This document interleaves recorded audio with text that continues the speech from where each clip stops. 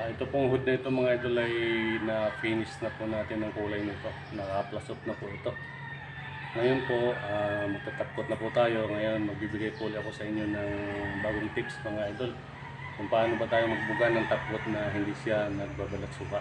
Sisiguraduhin lang po natin mga idol na yung kulay natin o ang base coat natin ay naka-plus up po ito ng maayos. Kaya dahil ang pagtatapkot po natin, tutok. Ngayon, pagka mahina po ang plus up natin sa base coat natin, mag-ASP po ito. Kulay niya maghihiwalay dahil sa lakas ng hangin at tutok ang buga. Ayan, magbubuga na po tayo mga idol at panoorin niyo po mga idol. Ito po yung gamitin natin na top coat. Itong Nippon ceramic na ito. Kalahati po ito mga idol, sasalin lang po natin dito sa spray gun. Hindi na po natin ito tatakalin pa.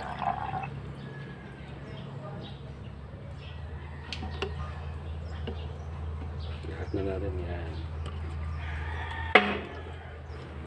Lagyan natin ng katalis. Ang mahalaga lagi may katalis ang tapor natin mga idol. Itong pinakamahalaga sa lahat. Lagyan natin ng kunting thinner.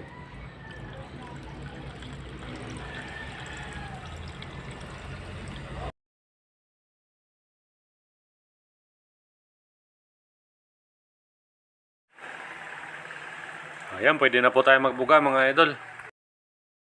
Sa unang patong po mga idol, huwag muna natin agad ito bibiglayin sa pagbubuga ng top coat. Kasi karamihan po dyan, pag binibigla natin ang pagbubuga ng top coat, meron pong portion na nag-irak ang pintura. Kaya kadalasan po yan nangyayari. Kaya unang buga, pangalang buga, alalayan muna natin. Titingnan natin kung ayos yung panel, kung walang umaangat o nag-irak na pintura. Sa pangatlo at pang-apat, doon na butaan natin ito. Ilalapit ang buga natin ng spray gun.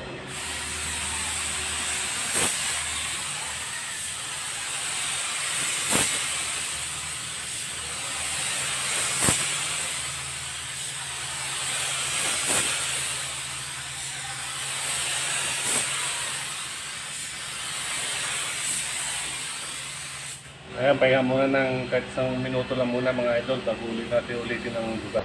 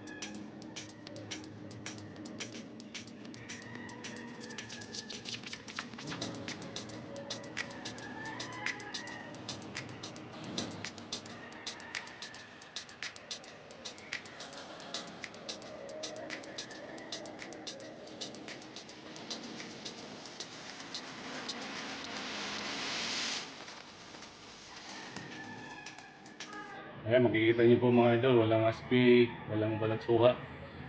Ganyan lang po ang diskarte mga idol sa pagbubuga ng top coat natin.